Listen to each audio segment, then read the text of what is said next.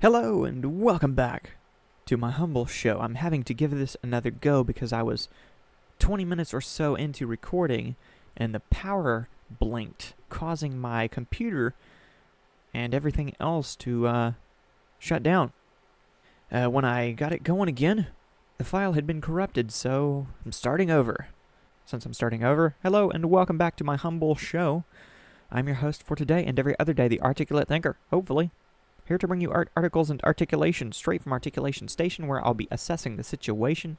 So like, subscribe, and enjoy the ride. Don't forget to turn on those bell notifications while you're at it. Do it!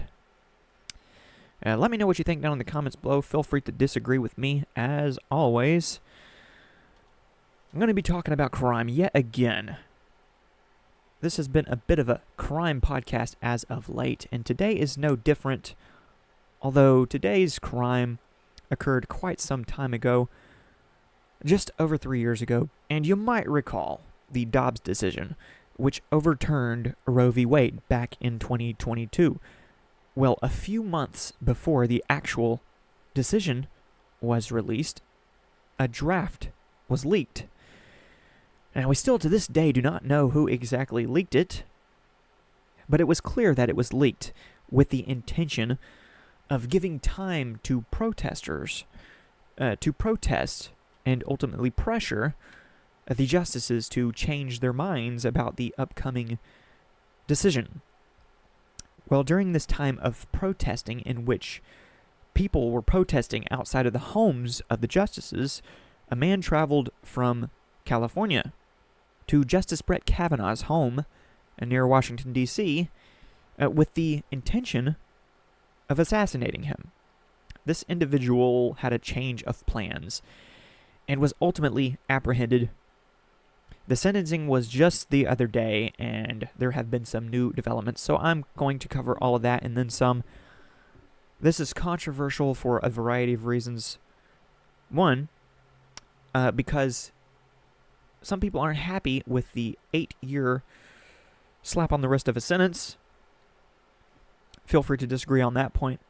The other cause for controversy, well, let's just get right into it. So, I have a headline pulled up from NBC News.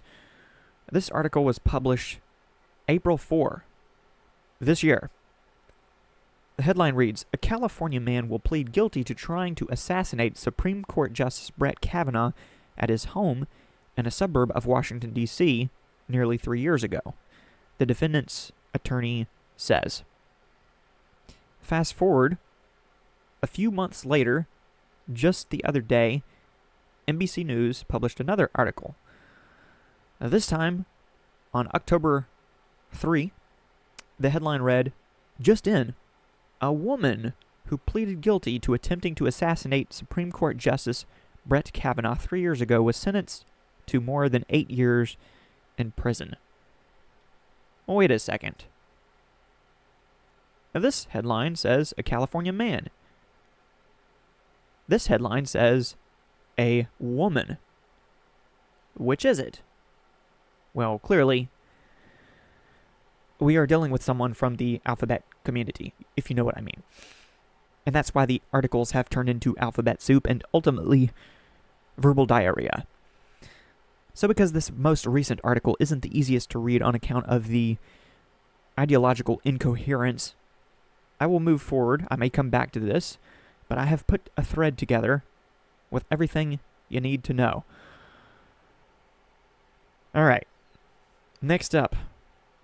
In a nutcase nutshell, Nicholas Rusk now goes by Sophie and calls himself or her. So here I reposted this post by Daily Caller, in which they said, "Breaking: Nicholas Rusk, who attempted to assassinate Justice Brett Kavanaugh, has been sentenced to nearly 8 years in prison, followed by lifetime supervised release. Rusk's lawyers revealed last month that he goes by Sophie and uses female pronouns." As you can see in the image here, Rusk was appearing to purchase some weapons, which later came into play. Now, if I want to be petty, I'll point out that this post from the Daily Caller says nearly 8 years in prison, while this headline from NBC News says more than 8 years in prison. I'm not sure exactly which wording is more accurate. So let's keep moving on here. This line from Judge Deborah Boardman, a Biden appointee in the sentencing of transgender terrorist Nicholas or Sophie Rosk, takes the cuckoo cake. Let me enlarge this text just a little bit, in case you want to read along with my thread. So here I was sharing a post from Luke Rosiak, a reporter from the Daily Wire who was at the sentencing and provided updates. Here he says, the sentence also includes a lifetime of court supervision. Now here's a quote from the judge. I am heartened that this terrible infraction has helped the Rosk family accept their daughter for who she is. That's what Judge Boardman said of the convict's mom affirming his gender identity. So the silver lining in all of this, if you ask the judge, is that the family, or at least the mother, has learned to affirm the preferred pronouns, i.e. gender identity of the son or so-called daughter. Luke Rosiak adds, his mom told the judge, I have attended PFLAG meetings and learned about the LGBTQ plus community. I am committed to going on this journey with Sophie. Kavanaugh's family did not speak, but looked pained. So maybe the rest of the family is not exactly along for the ride. It seems to me that we have a severely disturbed individual, and I don't think that affirming additional delusions is going to fix that. Just going to throw that out there. Now, backtracking a bit, I've added this other post from Luke Rosiak. He said, seems somewhat Kafkaesque, and yes, that's a new word for me. Judge asked, Miss Rosk, have you read the sentencing report? Rosk, a very tall man, boomed in an unusually deep baritone, yes. Yeah, shout out to Luke Rosiak on this reporting. He has put together a lengthy thread, starting with this post. Good morning. Real Daily Wire is in federal court in Maryland for the sentencing of transgender terrorist Nicholas Sophie Rosk for the crime of attempted assassination of a U.S. justice for his plot to kill Brett Kavanaugh in 2022. And I'll skip past all of these additional entries to his thread because he has published an article with the Daily Wire, and I want to just read that for more accurate insight into the case. It's quite the case study, and I don't know that NBC News is going to cut it when it comes to information and informing the public. So let me back up yet again, scroll down yet again. Here I say, full article from Daily Wire. 8 years for an attempted political assassination seems awfully sympathetic to all the wrong people. But let's get into this article. Transgender man who planned to assassinate Brett Kavanaugh will serve just 8 years. Government to appeal after Biden-appointed judge acknowledges Rosk committed terrorism, but erases most of the terrorism enhancement in the sentence. And I'd be happy to hear what you have to say about this. Some might interpret attempted assassination to mean that this man got shots off at the Justice, Brett Kavanaugh. Some might interpret it to mean that he wasn't actually even in the vicinity of Justice Brett Kavanaugh, but had merely plotted or planned an attempted assassination on him. We'll learn more as we go along, just in case you don't yet know. The man who planned to kill Supreme Court Justice Brett Kavanaugh in 2022 in an attempt to change the court's balance of power was sentenced by a Joe Biden-appointed judge on Friday to 97 months in prison, granting the defendant's request for an 8-year sentence. Judge Deborah Boardman, whom we will learn more and more about as time goes by, a Joe Biden appointee to Maryland federal court, acknowledged that there was a whopping 22-year difference between that and the minimum of 30 years called for by federal sentencing guidelines. Prosecutors had asked for sentencing guidelines to be followed. The Department of Justice plans to appeal the sentence, the Daily Wire has learned. We'll get into that as well. Nicholas Rosk traveled from California to Kavanaugh's Maryland home armed with a cache of weapons after a leaked document showed that the court planned to rule against liberals on abortion via the Dobbs decision. Although he had meticulously planned the assassination for months, he had a change of heart outside the conservative justice's home and called the police to turn himself in. Though it could very well be that he saw security, etc., and became afraid that he was going to be caught after committing the crime instead of before, in which case he would have done even more time. But I don't know the extent of the change of heart. Either way, this is still today a very disturbed individual. He has been detained in the 3 years since. So with time served and good behavior, Rusk's sentence would mean he could be out 4 years after being sentenced on the charge of attempt to assassinate a U.S. justice. The sentence also included lifetime court supervision. I wasn't going to mention this, but speaking of short sentences being cut in half, there's this other story in the news right now about a home invader, Ronald Exentus, who viciously slaughtered a 6-year-old boy, Logan Timpton, in Versailles, Kentucky in 2015, and was just released for good behavior. So this man did 10 years in custody for butchering a little kid. Tipton's older sister was also stabbed. So I might save that story for another show. But yes, it is possible that Nicholas/Sophie Rusk could also have his sentence reduced even beyond what it has already been set as because of good behavior. Though Trump's Justice Department is appealing the sentencing decision of the aforementioned Judge Boardman. Boardman said, "Under the law, I must consider the sentencing guidelines. The guidelines in this case are 360 months to life. It's important to understand the Supreme Court's stance on guidelines. They used to be mandatory. But in a case called Booker, the Supreme Court held that they were advisory. The judge acknowledged that this crime did involve domestic terrorism, but undid most of the terrorism enhancement created by the U.S. Sentencing Commission to increase recommended punishments in terrorism cases. I have not seen evidence that the Sentencing Commission relied on evidence that it would reduce recidivism," she said. She said recent research in the Georgetown Law Journal said terrorists are not uniquely incapable of being rehabilitated.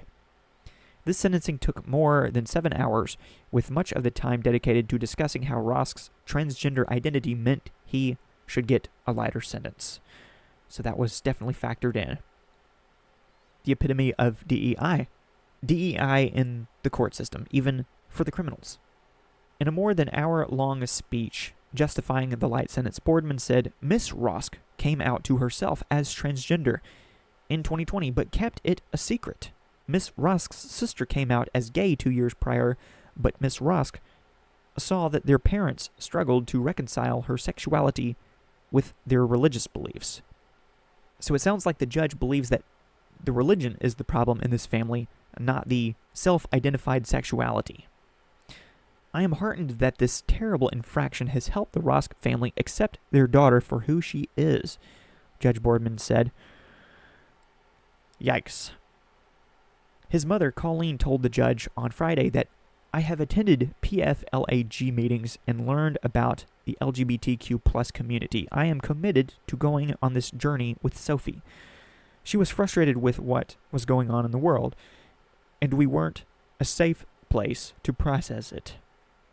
As his mother wept, Nicholas Rusk also choked up, his Adam's apple bobbing up and down. Interesting choice of words there. Shout out once again to Luke Rosiak. Boardman said, any prison time is punishment for her. The length doesn't need to be particularly long. Unduly harsh conditions make a difference, too, the judge continued. She will be imprisoned in a male facility even though she is a transgender prisoner, pursuant to an executive order from the president. Before the executive order, that wasn't the case. And no, the judge is not a fan of the president. Rusk and his mother, father, and sister all spoke in court, emotionally describing how hard it has been for the family. I imagine. Kavanaugh's relatives did not address the court, but left the courtroom abruptly after the judge issued the light sentence. Earlier in the hearing, Boardman lashed out at prosecutors and President Donald Trump, saying, "Let's not hide the fact that President Trump issued an executive order saying transgender inmates would be assigned to prisons with their biological sex." The prosecutor replied that there was an injunction holding up much of the enforcement of that executive order, and the judge later stated that Rusk could, in fact, get hormone replacement in prison, at least while the injunction was in effect. As if that's what's needed here. No, that's not going to solve much of anything. In court, Rusk appeared as a tall man with a deep voice. His online posts show that even as a transgender, he is attracted to women, not cis men. The judge opined about giving a shorter sentence because of Rusk's transgenderism, even as she said that thanks to the court injunction, Rusk may get female hormones in federal prison. With the injunction in place, Miss Rusk could receive gender-affirming care, but if that injunction goes away, she could be denied. So when I sentence her, I take into account that she is a transgender woman, as in not an actual woman. Thus the term trans. Prosecutor Corrine Mao said, "A single-digit sentence will say the ends justify the means. It's a gamble one will take to assassinate a Supreme Court justice." Boardman said, "Why do you think that Miss Rusk, sitting here 3 years later, poses a danger to the public?" Who would have thought he posed a danger to the public before the attempted assassination? So the question is kind of irrelevant by Boardman, the judge. But Boardman continued, "We can agree Miss Rusk needs intensive therapy. Will she be provided that in the Bureau of Prisons?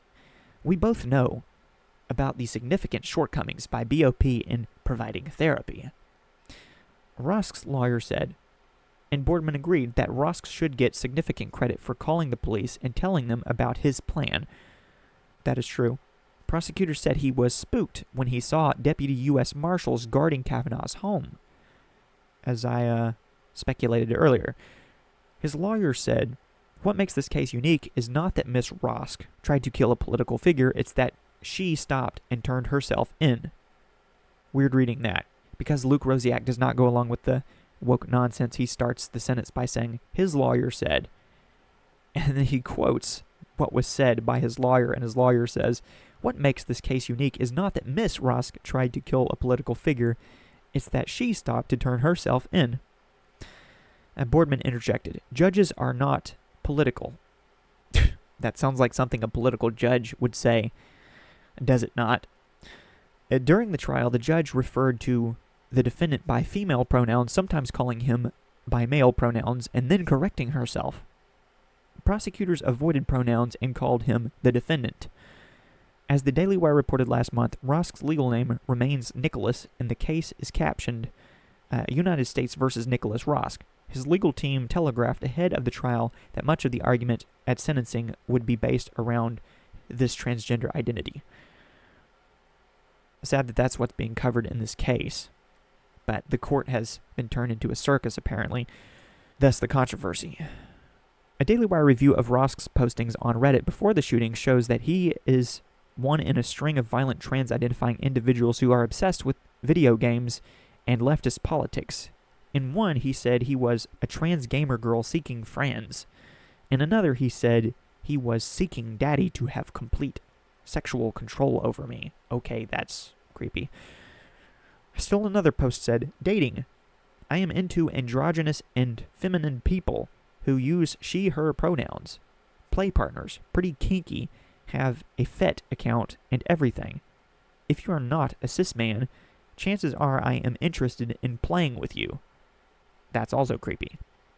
Like the boyfriend of Tyler Robinson, who allegedly assassinated Charlie Kirk, Rusk was apparently a furry. An increasing number of cases with individuals from these particular communities.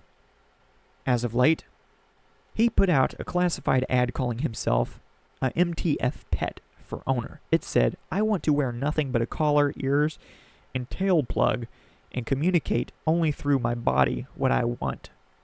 This just gets worse and worse. In one Reddit post, he explained that I am pro-abortion in favor of aborting fetuses, not pro-choice. Well, that definitely cuts against the grain of many in the so-called pro-choice community who say, I'm not pro-abortion, I'm just pro-choice. Okay, this guy is outright saying, I am pro-abortion. He said that all babies should be aborted because they cannot give consent to being born. Yeah, they can't give consent to being aborted either, can they? Genius. This would require no deaths of people already in existence. It would simply prevent new people from coming into existence. Over time, resources would become more plentiful, another benefit of this method. His words. Yeah, he definitely needs some therapy, does he not? On May 20 of 2022, he asked Reddit users, the Roe v. Wade leak has brought a lot of attention to the Supreme Court and what it is capable of. If going into the future, the Supreme Court retains the same members, what is a realistic expectation for the future? More human beings making it past birth. That's for sure. He continued, on the other hand, if a conservative judge were replaced by a liberal judge, thus changing which party has the majority, what would change? There's the motive right there.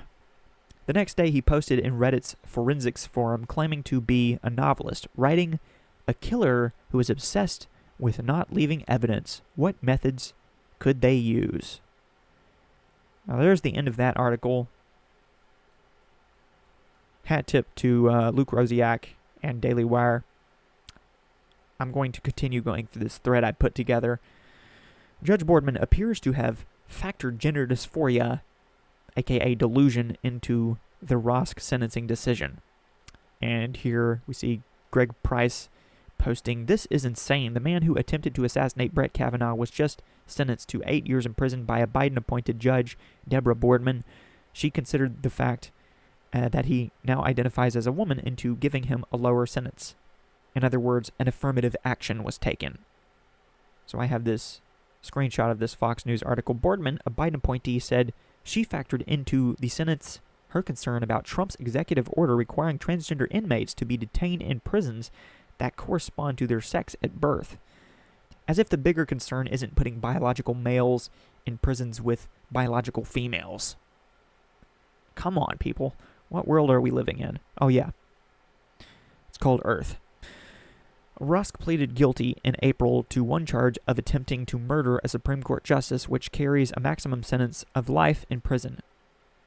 On June 8 of 2022, Rusk flew from California to Virginia and took a taxi to Kavanaugh's address armed with a pistol, knife, lock-picking set, duct tape, hammer, crowbar, and tactical gear. And yes, you see the judge on the screen there. We'll be talking some more about her. But here's another thread from Luke Rosiak. The wokeness knows no bounds, so here Luke said, a Biden judge spent 7 hours today justifying a shocking 22-year downward departure from the sentencing guidelines for the man who attempted to kill Supreme Court Justice Brett Kavanaugh, at one point saying she was glad the crime made his mom accept his transgender identity.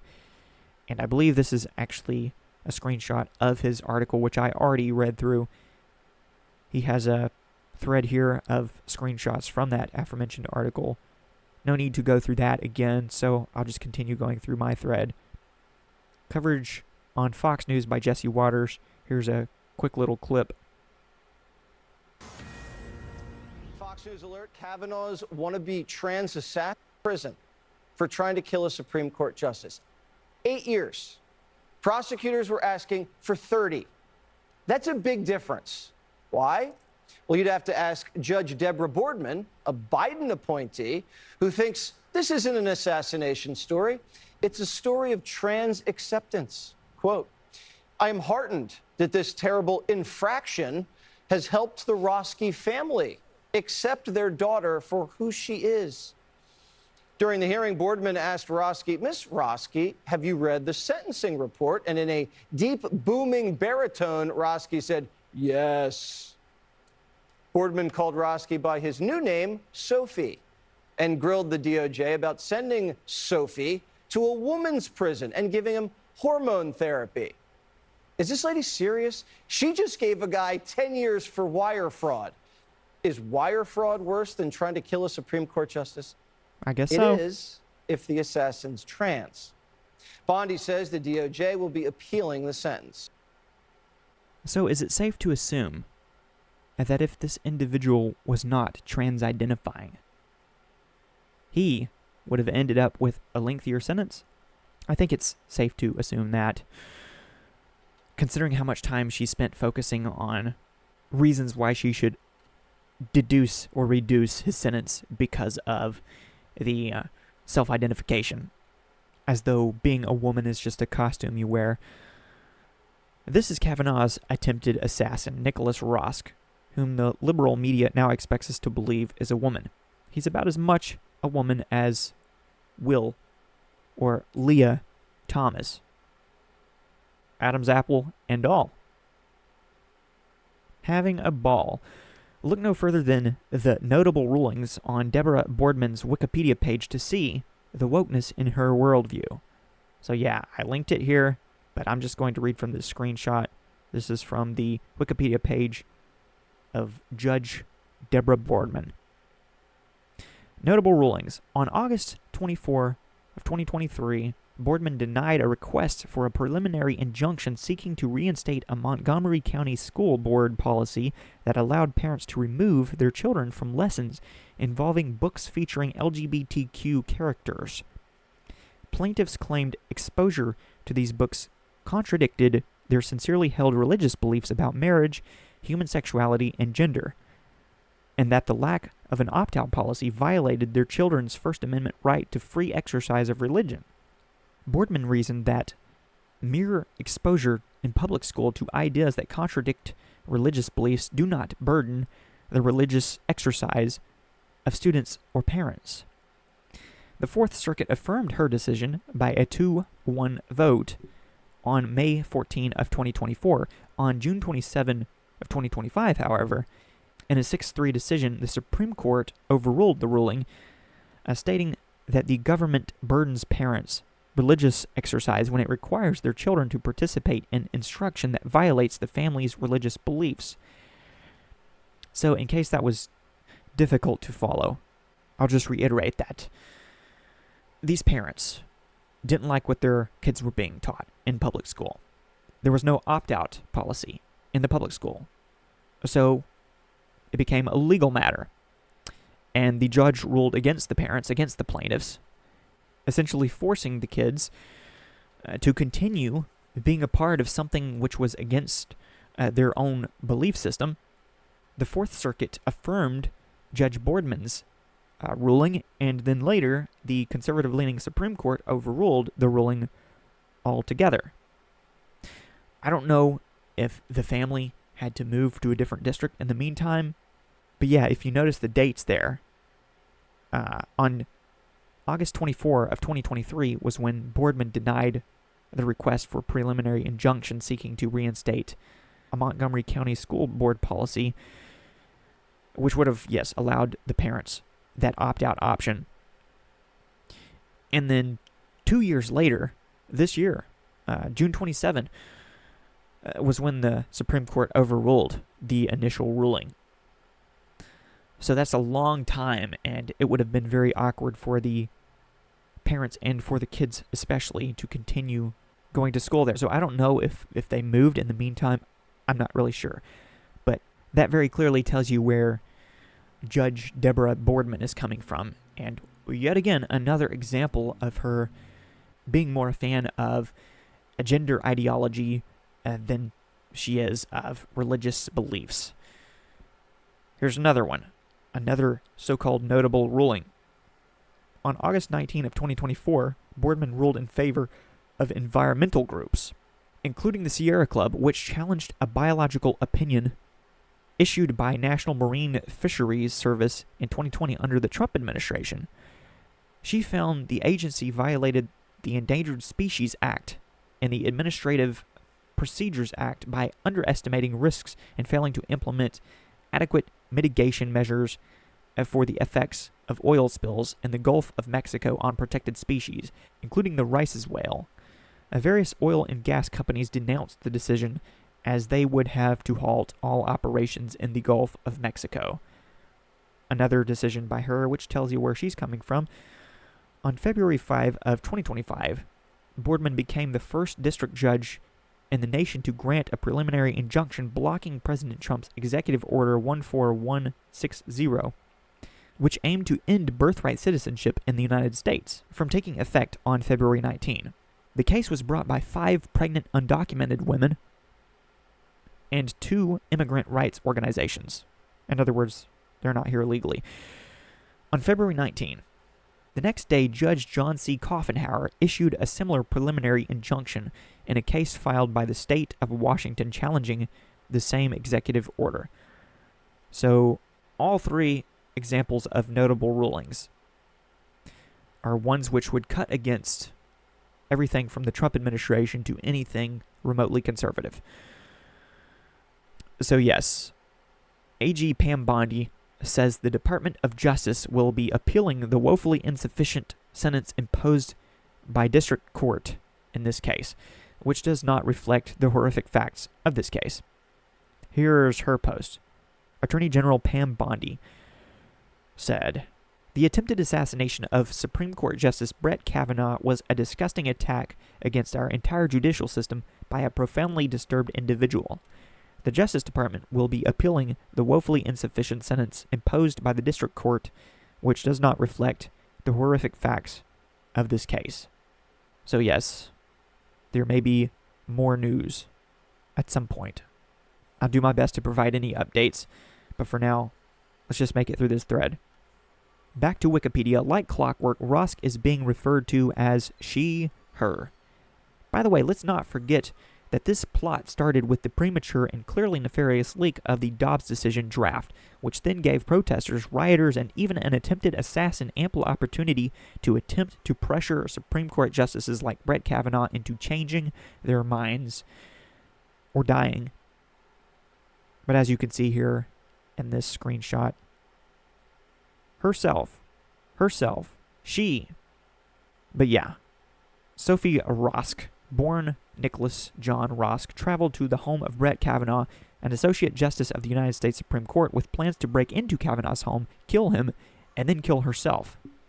After arriving at Kavanaugh's residence and alerting on-site U.S. Marshals, Rosk called the police on herself and was arrested. That could have gone so much worse. Rosk told police she was frustrated with the leaked Supreme Court decision that was poised to overturn or overrule Roe v. Wade, the 1973 decision that guaranteed abortion as a right, as well as a recent school shooting in Uvalde, Texas, and the possibility of the court loosening gun restrictions under the Second Amendment. So this is someone who wanted stricter gun rights and then took guns to D.C. to assassinate a Supreme Court justice. Make that make sense. On October 3 of 2025, Rosk was sentenced to just over 8 years in prison, as well as a lifetime of supervised release. Moving on. Of course, here was the January 19, 2023 press release from the Supreme Court itself, informing the public that the investigation into the May 2, 2022 leak of the Dobbs decision draft had revealed no culprit. So, to this day, it's still a mystery. And I could pull this up, read it. I don't know if I want to read all of this. In May 2022, this court suffered one of the worst breaches of trust in its history. The leak of the draft opinion. The leak was no mere misguided attempt at protest. It was a grave assault on the judicial process. To meet our obligation as judges, we accept submissions from parties and amici. Not sure if I'm pronouncing that right. We engage advocates at oral argument, and we publish explanations of our final decisions. All of this we do in the open. Along the way, though, it is essential that we deliberate with one another candidly and in confidence.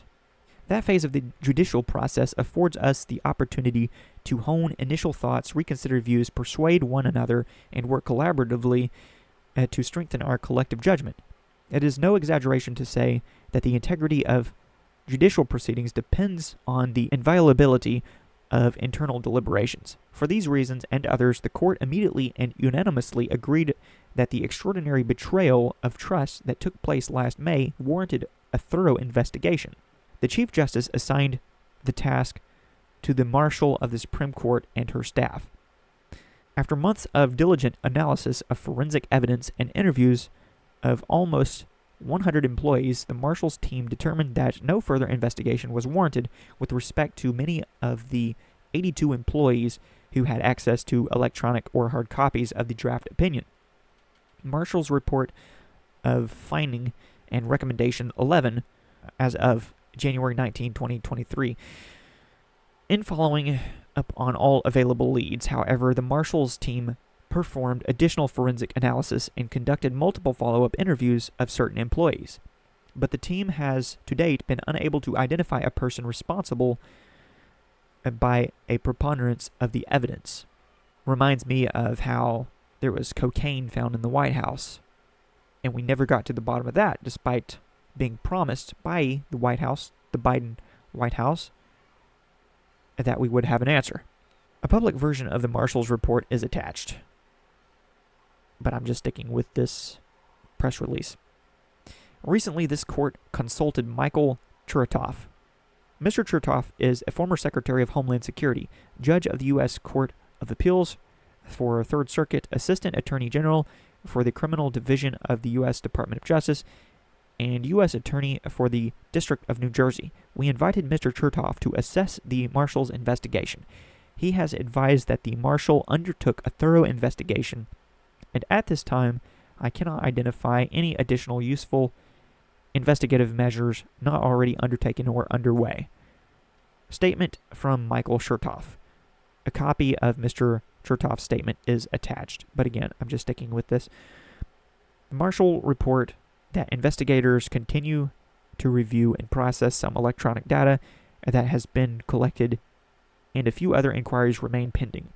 Marshal's report 2, to the extent that additional investigation yields new evidence or leads, the investigators will pursue them. The Marshal and her team will continue to have our full support, but that was basically the end of that. Here's the attached statement from Chertoff. Marshal's report of findings and recommendations as of January 19, 2023. There's a lot to read there, and I'm not going to do that, but if you'd like to look at any of this information for yourself, I can link it to you. Just let me know in the comments below. I'm about to wrap this show up, but I might have a couple more bits of information here. Some are pointing to other sentences handed out by Judge Deborah Boardman to highlight inconsistency. But what say you? So here, lifenews.com posts the following. Sentences from Judge Deborah Boardman, a Biden appointee, of course. A man who committed wire fraud, 102 months. A man who tried to assassinate Kavanaugh, 97 months. Does that seem consistent to you? So yes, a District Judge Deborah L. Boardman sentenced Ahmed Hussein, 23, of Prince George's County, Maryland, to 102 months in federal prison, followed by 3 years of supervised release. Judge Boardman also ordered Hussein to pay a $500,000+ in restitution. The sentence is in connection with Hussein's convictions on conspiracy to commit wire fraud and aggravated identity theft charges, stemming from Hussein submitting fraudulent CARES Act unemployment insurance claims. Hussein's sentence also covers Hussein's convictions on felon in possession of a firearm and possession with intent to distribute a controlled substance charges. Had to Peter J. Hassan here, I guess. But yes, I can move on from that to this. Oh look, not even Fox News can get away from the wokeness.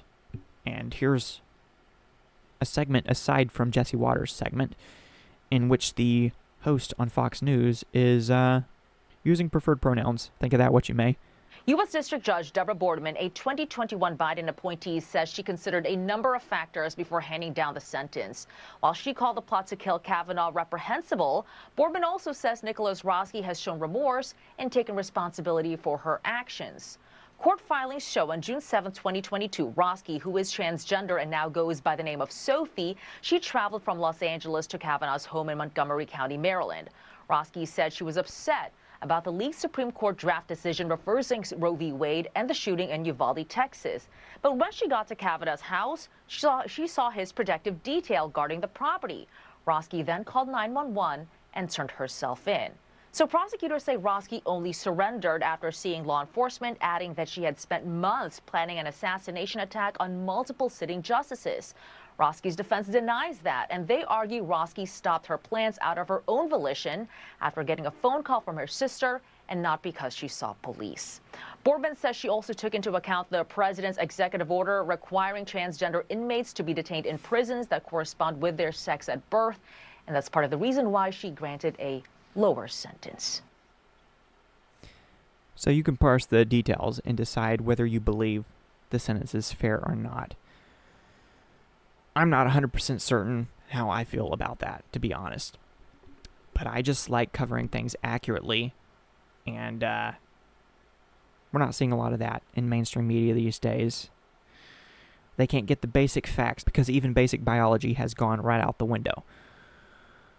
As a side note, although this applies more to liberal media, it's interesting how we hear the least about mental illness in such gun-related incidents when mental illness is the most obvious.